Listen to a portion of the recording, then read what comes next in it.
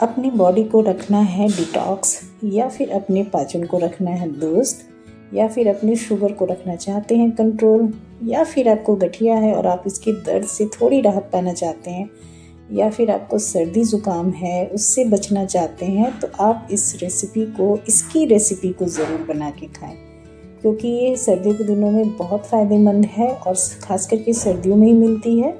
Mostly क्या होता है ना कि लोग इनके पत्तों को फेंक देते हैं, लेकिन बचपन से ही माँ को देखा था कि माँ इनके पत्तों को कभी नहीं फेंकती थी और इसका कोई ना कोई रेसिपी ज़रूर बनाती थी, चाहे वो इसके पराठे हो, चटनी हो, भुजिया हो, साग हो या सब्जी हो, वो कुछ ना कुछ ज़रूर बनाती थी। यहाँ तक कि इसकी बड़ियाँ भी बनाती थी ताकि हम गर्मी के दिनों में, बरसात के दिनों में एंजॉय कर सकें।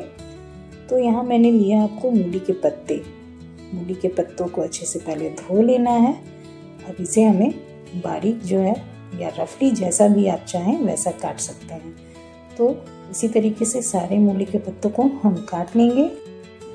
अब हम काट लेंगे आपको प्याज। तो यहाँ मैंने कम से कम 4 से 5 जो है प्याज मीडियम साइज़ के लिया था, जिसे हमें रफली स्लाइसेस कर लेना है। प्याज डालने का कारण ये है कि प्याज में मिठास होती है जो मूली के पत्तों में जो कड़वाहट होती है ना उसको कम कर देगा। तो इसलिए मैंने आपको यहाँ पे लगभग 4 से 5 प्याज यूज़ किया है। अब यहाँ मैं ले रही हूँ आपको 2 मूली और इनके भी छोटे छोटे हमें टुकड़े कर लेने हैं, कट लगा लेने, काट लेना है। मूली जो है बिल्कुल ऑप्शनल है, आपको इच्छा है तब डालेंगे तो स्किप कर सकते हैं, क्योंकि इसके चंक्स जो है ना बहुत अच्छे लगते हैं खाने में, तो इसलिए मैं इसे यूज़ कर रही हूँ।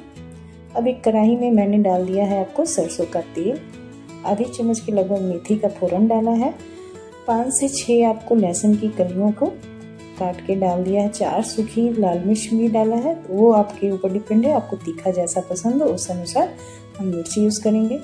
2 चुटकी हींग डाला है और जब सब ये तड़क जाए तब इसमें हम प्याज का छौंका लगा देंगे।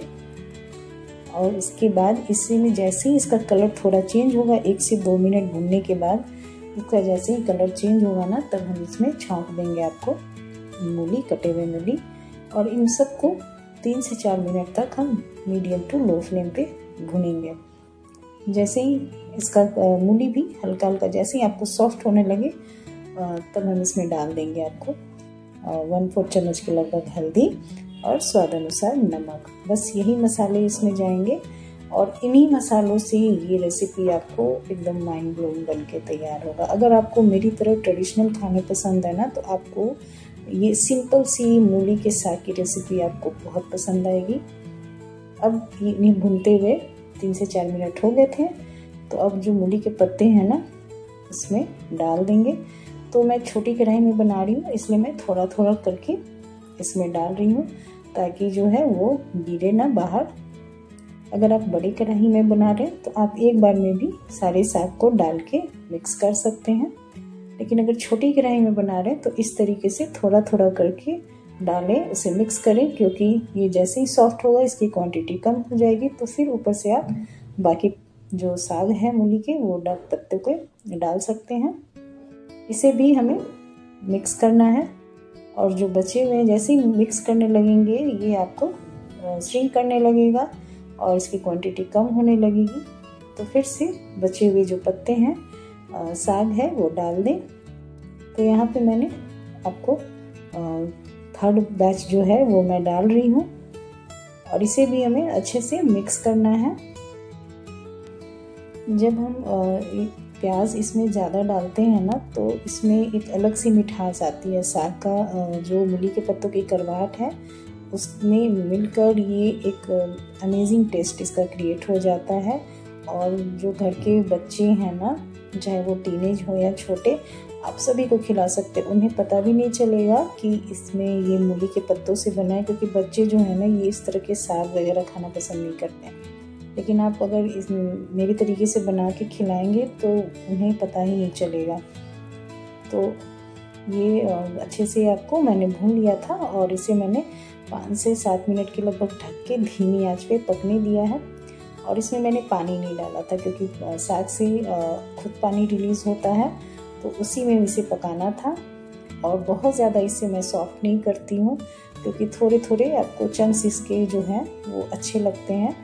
तो अब मैं 5 से 7 मिनट बाद इसमें आपको दिखा रही हूँ। थोड़ा सा भी जो है इसमें पानी नहीं दिखेगा, थोड़ा थोड़ा दिख रहा है, लेकिन इसे हमें भूनते हुए ये ड्राई हो जाएगा। तो यहाँ मैंने आपको डाल दिया है ढेर सारा धनिया का पत्ता।